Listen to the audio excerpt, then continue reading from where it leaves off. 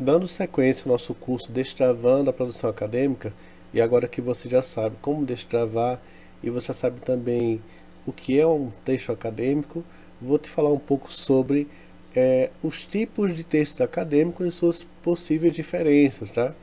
Suas respectivas diferenças. Primeiramente, é importante saber que um trabalho acadêmico é um conjunto de documentos escritos que tem como objetivo fazer ou dar essa contribuição para o conhecimento de determinada área de estudo. Como eu falei anteriormente, um texto acadêmico ele tem que estar atrelado à sua área de pesquisa. Se você é de biologia, pesquise sobre biologia. Se você é de história, de língua portuguesa, de geografia, enfim, pesquise algo sobre a sua área. Pode fazer, pode conjugar com outras áreas? Pode, desde que seja de modo interdisciplinar, sem separar totalmente da sua área de estudo. Então, como por exemplo, posso citar trabalhos acadêmicos como uma pesquisa, uma monografia, que é um TCC, né? Uma resenha, artigo científico ou uma tese ou mesmo uma dissertação de mestrado. De todo modo, os trabalhos acadêmicos eles seguem um objetivo e também uma metodologia. Eu tenho que ter um objetivo geral e também os específicos para poder pesquisar. E isso deve nortear todo o meu trabalho, de modo que eu não me afaste disso que eu estou propondo no projeto. Então vejam bem, enquanto objetivos, essa pesquisa, os trabalhos acadêmicos, perdão, eles têm como objetivo investigar, explorar, analisar ou descrever um determinado tema ou problema de pesquisa. Ou seja, eu tenho que saber, primeiramente, o que é que eu quero pesquisar. Eu tenho que ter um objetivo. E esse objetivo ele vai guiar todo o meu processo de escrita e vou então ampliando as possibilidades ao longo do estudo. Então, tendo objetivo, sabendo o que eu quero pesquisar, agora eu vou buscar então um método. Essa metodologia é definida como de que forma que eu vou pesquisar aquele objetivo, aquele problema central do meu projeto, do meu trabalho acadêmico.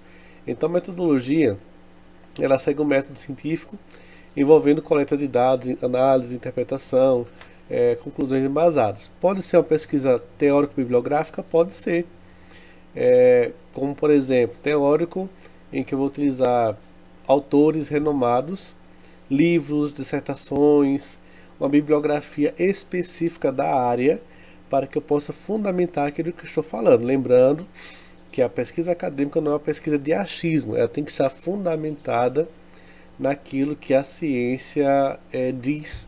Eu devo falar sempre segundo algum autor, de acordo com o autor. Porque a minha pesquisa ela vai ser uma continuidade de pesquisas anteriores. Eu posso inovar? Posso, logicamente, pode inovar. Porém, você deve embasar essa inovação com base em outras pessoas que já falaram sobre o tema anteriormente ou citaram algo semelhante ao que você está pesquisando. Então, um dos trabalhos que pedem bastante na universidade são as resenhas. Elas podem ser resenha crítica ou uma resenha de síntese. A resenha crítica elas são trabalhos acadêmicos que analisam e avaliam obras acadêmicas ou literárias que fornecem uma opinião fundamentada. De que modo isso pode acontecer? Você está no curso e o professor ou professora passou um livro para que você fizesse uma resenha crítica dele. Então você vai fazer leitura do texto, você vai fazer uma análise daquilo que o autor ou autora comentou do texto, não é um resumo, tá? É uma resenha. Você vai falar o que está naquele texto, argumentando cientificamente e dando uma opinião fundamentada, não uma opinião de achismo, mas dizer aquilo que o autor quis dizer, fundamentando com a obra ou com outras obras. Então é muito importante isso, tá? Pegar o texto, fazer a leitura crítica e produzir um outro texto a partir daquele, falando cientificamente, falando criticamente aquilo que o autor quis dizer, ok? Já uma resenha de síntese é um trabalho que você vai fazer praticamente um resumo. Você vai ler o texto e você vai sintetizar as ideias que estão ali contidas. Você não vai dar um posicionamento, você não vai dar uma opinião crítica, você vai apenas pegar o texto que está lá e você vai sintetizar. Não vai acrescentar e também você vai apenas reduzir aquilo que estava no texto A para produzir um texto B. Então a diferença essencial é essa, não esquece, tá? Resenha crítica, você vai produzir um novo texto falando do que o autor quis dizer de modo crítico, argumentando, tá? Ou ampliando ou reduzindo, mas de modo que você possa transcrever as ideias do autor de modo crítico, associando e argumentando ou com o próprio autor, ou com outros autores, ou com outra base de conhecimento. Já na síntese, você vai pegar o texto A e você vai sintetizar, você vai reduzir ao máximo para produzir um texto B, resumindo, ok? Dando sequência aqui, vamos falar um pouco sobre os artigos científicos, a estrutura, também o requisito. Vejam bem, eu vou disponibilizar na parte dos documentos um um modelo de artigo científico para que você vá treinando e escrevendo um pouco aí para ver se você consegue aperfeiçoar. Mas de todo modo a estrutura ele segue um padrão como introdução, metodologia, resultados, discussão e conclusão. Isso é importante porque as pessoas têm que entender que o artigo ele tem que ter começo, meio e fim. E cada parte do artigo corresponde a uma área específica que tem que ser respeitada. Eu não posso pegar a introdução e colocar aspectos que não são dela. Eu não posso pegar o desenvolvimento e colocar nele um aspecto, um anexo, alguma coisa lá, uma referência bibliográfica que também não está no final. Então, todo o processo ele é fundamentado e segue um modelo padrão. Não pode fugir desse tema, desse modelo. E já os requisitos devem ser baseados em pesquisas originais, com contribuições significativas para a área de estudo. Ou seja, eu não posso pegar um artigo, copiar e colar. Isso é plágio.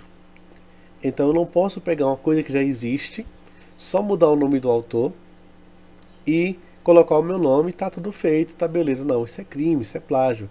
Então tem que ser uma produção original, algo que seja de minha autoria, que ninguém tenha feito igual, mas eu posso pegar ideias semelhantes? Posso. Posso ampliar uma pesquisa que já existe? Posso, com certeza. Desde que essa produção seja feita pela minha pessoa e ela siga então um método científico e siga também um modelo padrão. E mais, eu devo saber também qual a contribuição que essa minha pesquisa estará dando para a academia, para a universidade. Porque se for apenas uma pesquisa feita apenas por pesquisar, ela perde então seu sentido. Então eu devo pegar essa pesquisa que já existe, devo pegar obras que já pesquisaram, autores que já estudaram e devo ampliar a discussão, fazendo uma produção de minha autoria e transformando e adequando para a vida acadêmica. Ou seja, inovar no sentido de que outros já falaram, beleza, falaram, mas a minha pesquisa ela é diferenciada por isso, por aquilo outro. Eu tenho que saber também em que ponto a minha pesquisa segue uma linha de pensamento já existente, mas em que ponto que ela acrescenta na universidade.